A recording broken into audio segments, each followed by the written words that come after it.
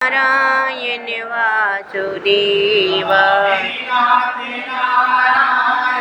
वासुदेवा हे नाथ नारायण वासुदेवा हे नाथ नारायण वासुदेवा हे नारायण वासुदेवा।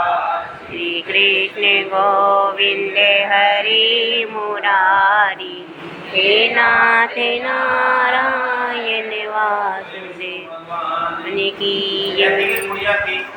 उसका एक नियम था कि वह प्रत्येक रविवार के दिन रातकाल उठकर स्नान आदि घर का लेपन करके घर को शुद्ध करके भगवान हरि के लिए भोजन बनाया करती थी। और जब वह भगवान हरि को भोजन बनाया करती थी और भगवान हरि को भोग लगाने के बाद भोजन किया,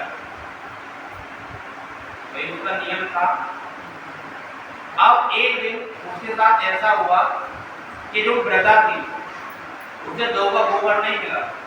तो कहते कि वह गौ का गोबर जब ना मिला तो वह अपने घर को लीप ना सकी, और जब घर को लीप ना सकी तो शुद्ध भोजन नहीं बना सकी, और जब उसने शुद्ध भोजन नहीं बनाया तो भगवान का भोग नहीं लगा, और जब भगवान का भोग नहीं लगा तो पूरी रात्रि हो गई और रात्रि को वह ऐसे भूखी और प्यासी।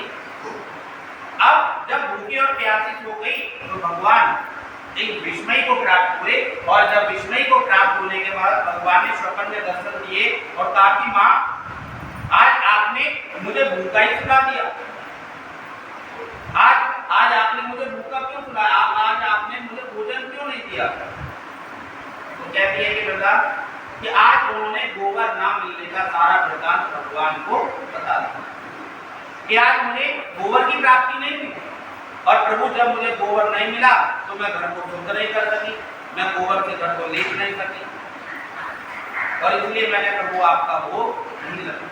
तो भगवान ने वरदान दिया कि हम आपको एक ऐसी गौ दे देते हैं जो कि सबका उद्धार करने वाला।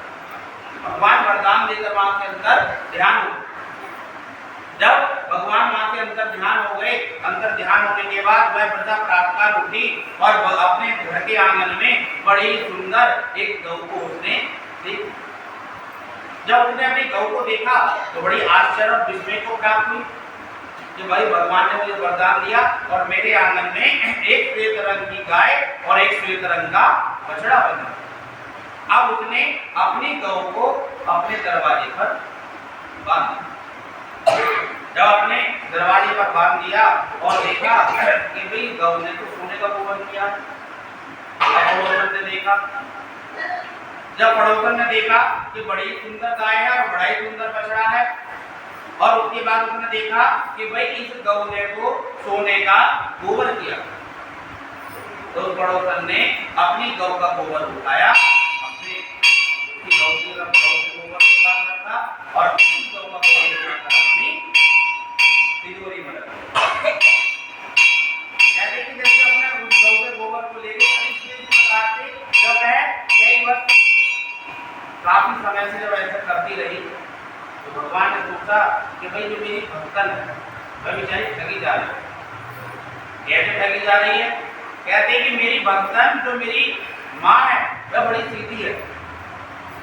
तो भगवान ने कहा कि भाई सीधे देखो राम भले, जो सीधा मनुष्य है उसके राम और टेढ़े के श्याम, क्योंकि वो भी टेढ़े हैं तो वो टेढ़ों में ज्यादा सपोर्ट करते हैं। तो भगवान ने कहा कि भक्तन है बेचारी में ठगी जा रही है, अब इसका कुछ मुझे ही उपाय सोचना पड़ेगा। तो उस दिन भगवान ने सायंकाल के समय एक बड़े जोरों से आंधी चलाई। जब उन्होंने बड़े जोरों से आंधी चलाई तो माँ ने सोचा, गधा ने सोचा कि भाई अब मैं अपनी गौ को घर के अंदर बांध लूं, क्योंकि बड़ी जोर से आंधी और मैं और वर्षा हो रही है।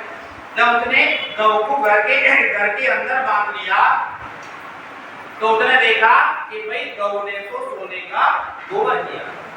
अब जब उसने सोने का गोबर देखा तो भगवान की कृपा के लिए भगवान को बारंबार धन्यवाद देने लगी। अब जब भगवान को बारंबार धन्यवाद देने लगी, भगवान की कृपा के लिए बारंबार भगवान को नमस्कार करने लगी।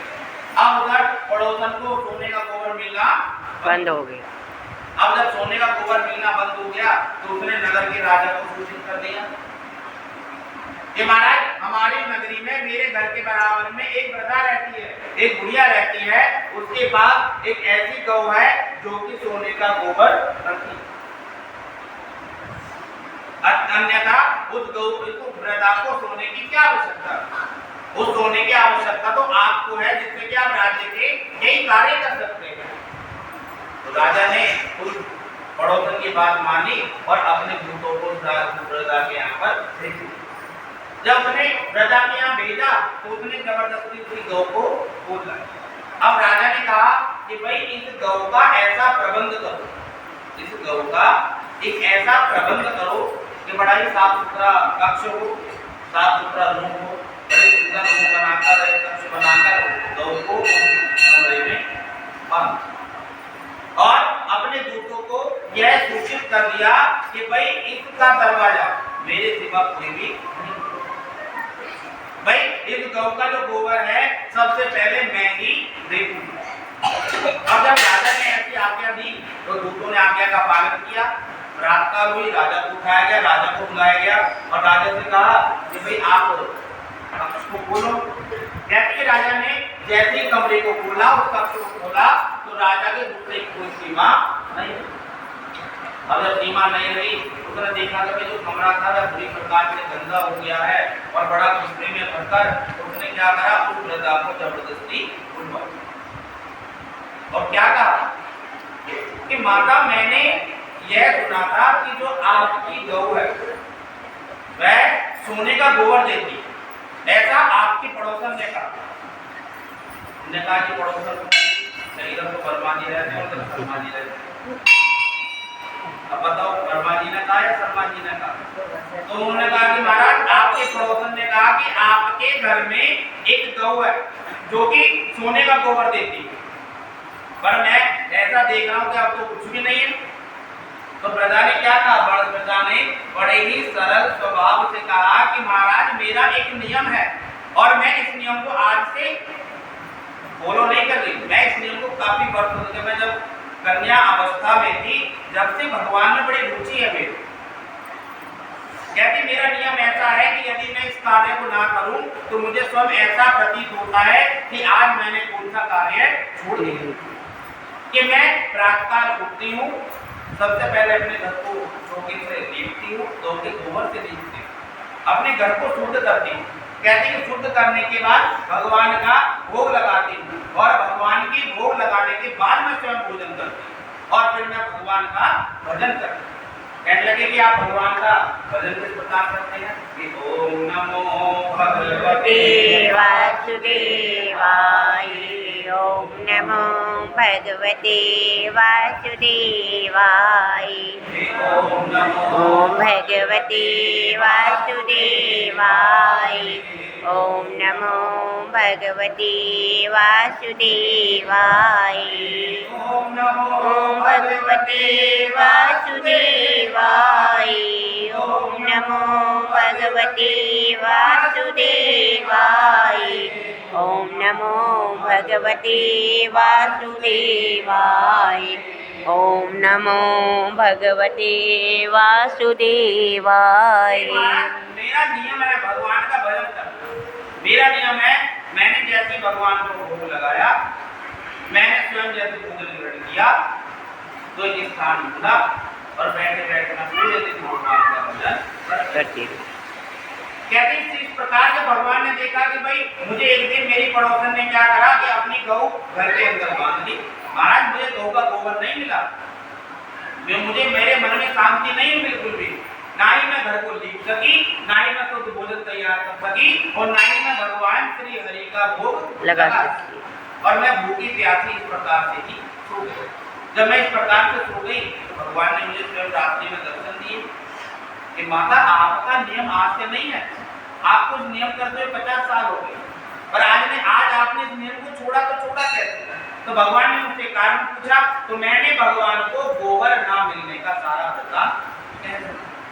तब भगवान बड़े प्रसन्न हुए और उन्होंने एक बड़ी सुंदर सी गौ और सुंदर सा बछड़ा मेरे आंगन में बांध।